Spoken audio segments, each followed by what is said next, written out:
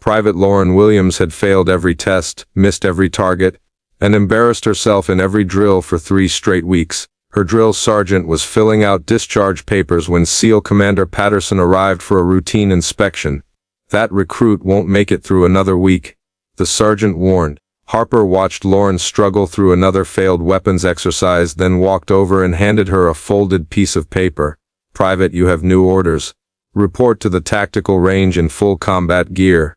Lauren looked at the paper and saw something that made her hands stop shaking for the first time since boot camp began. The Marine Corps recruit depot at Parris Island, South Carolina had broken stronger people than Private Lauren Williams.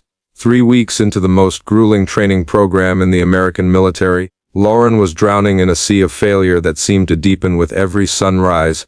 Her drill instructor, Staff Sergeant Patterson, had seen thousands of recruits pass through these gates. Some succeeded spectacularly, some failed honorably, and some, like Lauren Williams, seemed destined for neither glory nor dignity. "Williams?" Patterson's voice cracked across the training ground like a whip, front and center. Lauren jogged forward, her uniform already soaked with sweat despite the early morning hour. Her rifle felt foreign in her hands, her movements awkward and uncertain. Around her, the other recruits moved with increasing precision and confidence, while she remained trapped in a cycle of mistakes and corrections that seemed impossible to break. "Williams, explain to me how someone graduates high school with honors and can't figure out how to field strip an M16. "No excuse, sir," Lauren replied, the standard response that had become her most frequently used phrase. "No excuse is right. You failed weapons qualification 3 times. You can't hit the broadside of a barn from 10 feet away. Your physical fitness scores are below minimum standards. Your tactical knowledge is non-existent." Patterson paused, studying her with the kind of analytical stare that could strip paint. "Tell me, Williams, why exactly are you here?" Lauren stood at attention, staring straight ahead. The honest answer was that she didn't know anymore. 3 weeks ago she'd been certain that military service was her calling. She'd scored high on the ASVAB, impressed her recruiter, and arrived at Parris Island with dreams of serving her country with distinction. Now she was the platoon joke. "I want to serve my country, sir." "Want doesn't qualify you to carry a weapon in defense of American lives, Williams. Competence does, and right now, you're showing me none." The morning continued with another round of weapons training that Lauren approached with the same result she'd achieved every previous day. Her shots scattered across the target like confetti, missing the scoring zones entirely. Her weapon handling was clumsy, her stance unstable, her breathing erratic. By noon, Patterson had seen enough. "Williams, report to the company office after chow. Bring your gear." Every recruit knew what that meant. Lauren was being processed out, sent home with a failure classification that would follow her for the rest of her life. She'd joined the Marines to prove herself capable of something meaningful, and instead, she was proving herself incapable of anything at all. As she sat in the chow hall picking at food she couldn't taste, Lauren wondered what she would tell her family. Her father, a Vietnam veteran who'd never quite hidden his disappointment that none of his children had followed his military path. Her mother, who'd been so proud when Lauren enlisted. Her younger sister, who'd looked up to her for the first time in her life when she'd announced her intention to become a Marine. Now she would return home as living proof that wanting something wasn't enough. "Williams." Lauren looked up to see a man she didn't recognize approaching her table. He wore combat fatigues with no visible rank insignia, but something about his bearing suggested authority that went beyond anything she'd encountered at Parris Island. "You're Williams." "Yes, sir. I'm Commander Harper. I need you to come with me." Lauren glanced around the chow hall looking for guidance from her fellow recruits or any familiar face. Finding none, she stood and followed the mysterious commander outside. Harper led her to a building she'd never entered, past security checkpoints that required clearances she didn't possess. Finally, they arrived at a small office that looked more like a college professor's study than a military workspace. "Sit down, Williams." Lauren remained at attention. "Sir, I prefer to stand." That wasn't a request. She sat. Harper settled behind a desk covered with files, documents, and what appeared to be surveillance photographs. He studied her for a long moment, his expression unreadable. "Tell me about your background, Williams." "Sir, my background is in my file. I've read your file. I want to hear it from you." Lauren recited the basic facts of her life: small-town upbringing, academic achievement, athletic participation in high school track and field, part-time job at her uncle's security company during summers. "Your uncle's security company?" Harper interrupted. What kind of work did you do there? General duties, sir. Filing, answering phones, some basic equipment maintenance. According to your uncle, you spent most of your time on the shooting range. Lauren felt a chill. She had indeed spent countless hours at the range, but that had been personal time, not official duties. How did this commander know about that? Yes, sir. I enjoyed target shooting in my free time. Your uncle also says you were the most naturally gifted shooter he'd ever seen. Says you could hit targets at distances that challenged his professional security staff. I don't know about that, sir. Harper opened a file and began reading. Regional Shooting Competition 2019. First place in women's precision rifle, first place in tactical pistol, third place overall in mixed competition against shooters with decades of experience. He looked up. You were 17 years old. Lauren said nothing. Her competitive shooting had been a private passion, something she'd pursued for personal satisfaction rather than recognition. State Championship 2020. First place in 3 separate categories. The range officer noted that your accuracy under pressure was unprecedented for someone of your age and experience level. Harper paused. Williams, you arrive at Paris Island with some of the most impressive marksmanship credentials I've ever seen, and then proceed to fail every weapons qualification we put in front of you. That strikes me as mathematically impossible. Harper stood and walked to a window overlooking the training grounds where Lauren had embarrassed herself daily for 3 weeks. Unless, he continued, you're deliberately failing. The accusation hung in the air like smoke. Lauren felt her carefully constructed facade beginning to crack. Sir, why would I deliberately fail? That's what I intend to find out. Harper returned to his desk and withdrew a folder marked with classifications Lauren had never seen before. I'm going to tell you something that doesn't officially exist, Williams. There are certain military operations that require capabilities beyond what we can teach in standard training programs, operations that require individuals with very specific skill sets operating under very specific conditions. He opened the folder, revealing photographs and documents that Lauren couldn't quite make out from her position. We've been watching you since you arrived. Not your performance in standard drills. Your behavior when you think no one is looking. The way you handle weapons when the instructors aren't watching. The way you move through tactical exercises when you're not trying to fail. Lauren felt her heart rate accelerate. She had indeed been deliberately sabotaging her own performance, but she'd thought she was being subtle about it. Why? Harper asked simply, the question she'd been dreading. Lauren stared at her hands, trying to formulate an answer that wouldn't sound insane. Permission to speak freely, sir. Granted. Sir, I came here wanting to serve my country. But after the first week, I realized that everything they're teaching us is designed to make us better at killing people, and I discovered that I'm very, very good at killing people. She looked up, meeting Harper's gaze directly. That scared me, sir. Harper nodded slowly. Go on. In civilian shooting competitions, you're aiming at paper targets.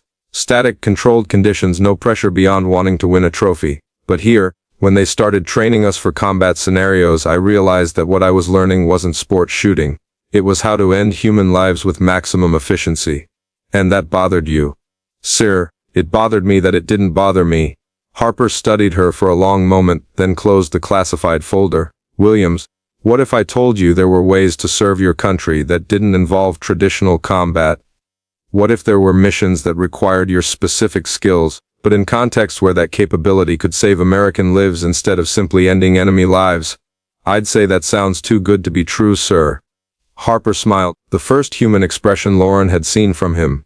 Most good things do. He reached into his desk and withdrew a single sheet of paper folded once and sealed with red wax. Williams, your current training is terminated. You have new orders. Lauren accepted the paper with hands that were steadier than they'd been in weeks. She broke the seal and read the contents. Classified orders, Special Operations Training Command, Private Lauren Williams, immediate reassignment report to Building 7, Tactical Range Charlie, full combat gear, live ammunition, authorized duration indefinite. Authorization Commander Harper, Special Projects. Sir, what is this? It's an opportunity to discover what you're actually capable of when you stop trying to be less than you are. Lauren read the orders again, trying to process their implications. Special Operations Training Command, a program that doesn't officially exist for people who officially aren't here. And if I refuse? Harper's expression grew serious. Then you go home tomorrow with a failure classification and spend the rest of your life wondering what might have been different. Lauren stood, holding the orders that represented either salvation or damnation. Everything she'd learned about military service suggested that volunteer programs were usually more dangerous than mandatory ones. "Sir, will this training prepare me for combat?" "Williams, this training will prepare you for things that make combat look like a recreational activity. And afterwards, you'll be qualified for missions that require capabilities beyond what most people can imagine. Missions that save American lives by preventing conflicts rather than winning them." Lauren thought about her 3 weeks of deliberate failure, her carefully hidden capabilities, her fear of what she might become if she allowed herself to be everything she was capable of being. "How do you know I won't fail this training too?" Harper stood and extended his hand. "Because this time, failure isn't an option, and because I've seen what you can do when you think no one is watching."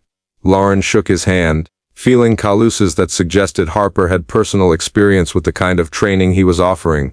"One question, sir. How long have you been watching me?" "Since the day you enlisted, Williams. Your competitive shooting records flagged our recruitment algorithms. We've been waiting to see if you had the psychological profile to match your technical skills." "And deliberately failing basic training demonstrated the right psychological profile?" "Deliberately failing because you're afraid of your own capabilities demonstrated exactly the kind of self-awareness we need for this program." Harper walked her to the door, then paused. "Williams, I want you to understand something.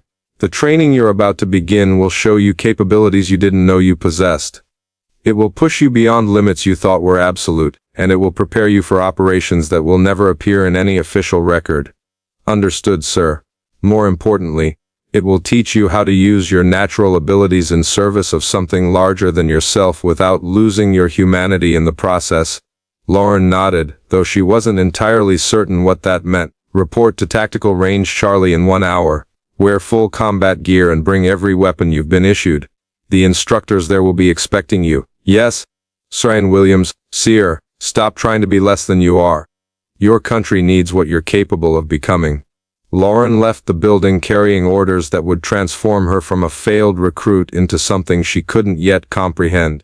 As she walked across the base toward her barracks, she felt the weight of expectations and possibilities that had been absent for 3 weeks. For the first time since arriving at Paris Island, she wasn't afraid of what tomorrow would bring. An hour later, Lauren stood at the entrance to Tactical Range Charlie, a facility she'd never seen before. Despite 3 weeks on base, the building looked innocuous from the outside, standard military architecture with no distinguishing features. Inside was a different world entirely. The range stretched farther than any she'd ever used, with targets at distances marked up to 1,500 meters. The equipment was more sophisticated than anything she'd encountered in basic training, and the few personnel she could see moved with the kind of fluid precision that marked true professionals. "Private Williams." Lauren turned to see a woman approaching, tall, athletic, with the kind of bearing that suggested extensive combat experience. Her uniform bore no rank insignia, but her authority was unmistakable. "I'm your primary instructor. You can call me Rachel." "Mom, should I be at attention?" Rachel smiled. "Williams, you're not in basic training anymore. Here you'll be judged on performance, not protocol." Rachel led her to a weapons table that held equipment Lauren had only seen in specialized magazines: precision rifles, advanced optics, and ammunition types she couldn't identify. "Commander Harper tells me you've been hiding your capabilities." "Yes, Mom. Today, we find out exactly what you've been hiding." The next 4 hours redefined Lauren's understanding of her own abilities. Under Rachel's guidance, she engaged targets at distances she'd never attempted, under conditions designed to simulate the stress and complexity of real-world operations. She didn't miss a single shot. More than accuracy, Rachel tested her tactical thinking, her ability to adapt to changing scenarios, her psychological response to pressure that would break most people. Lauren found herself operating at levels she'd never imagined possible. During one particularly challenging exercise, Rachel had Lauren engage multiple moving targets while navigating obstacles under simulated fire. The scenario was designed to overwhelm even experienced operators, but Lauren moved through it with an intuitive understanding of timing, positioning, and priority targeting that impressed even the veteran instructors observing from the control booth. Another exercise tested her ability to make split-second decisions under moral pressure. Rachel created scenarios where Lauren had to identify legitimate targets while protecting civilians in complex, rapidly changing situations. The psychological stress was intense, but Lauren found herself making correct decisions with a speed and accuracy that surprised even her. Outstanding, Rachel said as they concluded the evaluation. Harper was right about you. Mum, what happens now? Now you begin the real training. What you've shown me today is raw talent. We're going to teach you how to apply that talent in service of operations that protect American interests without anyone ever knowing you were there. Lauren cleaned her weapons with the same meticulous attention she'd applied to everything else that day. For the first time in weeks, she felt like she was exactly where she belonged. Rachel, can I ask you something? Shoot. How many people know about this program? Rachel paused in her equipment check. As few as possible, Williams. The people we train here operate in shadows, accomplish missions that never happened, and protect American lives by preventing conflicts rather than winning them, and we never get recognition for it. Rachel looked at her with an expression that was both proud and sad. Lauren, the best operations are the ones no one ever knows needed to happen. The greatest victories are the ones where no one realizes there was ever a battle. As they secured the weapons and equipment, Rachel continued her explanation. The work we do here prepares operators for scenarios where traditional military approaches would create international incidents or escalate situations beyond control. We prevent wars by eliminating specific threats before they can develop into larger conflicts, and that requires people who can operate completely outside official channels. It requires people who understand that sometimes the most patriotic thing you can do is ensure your service never appears in any history book. Rachel walked Lauren through the facility's advanced training areas, rooms designed to simulate every conceivable operational environment from urban warfare scenarios to long-range precision engagements in hostile territory. Each training space was equipped with technology that could replicate the stress, chaos, and split-second decision-making required for real-world missions. The psychological preparation is as important as the technical training. Rachel explained as they passed a room where other trainees were engaged in complex simulations. We're not just teaching you to shoot accurately. We're teaching you to make impossible decisions under impossible pressure while maintaining the moral clarity that separates operators from assassins. Lauren watched through reinforced glass as a male trainee navigated a hostage rescue scenario that seemed to change parameters every few seconds. The man moved with lethal efficiency while somehow managing to protect civilians who kept appearing in unexpected locations. How long does this training last? As long as it takes, Rachel replied. Some people complete the program in 6 months, others need 2 years. A few exceptional individuals have required only 8 weeks to reach operational status. And if someone never reaches operational status, Rachel's expression grew serious. Then they receive a new identity and assignment to a position where their partial training can be useful without compromising security.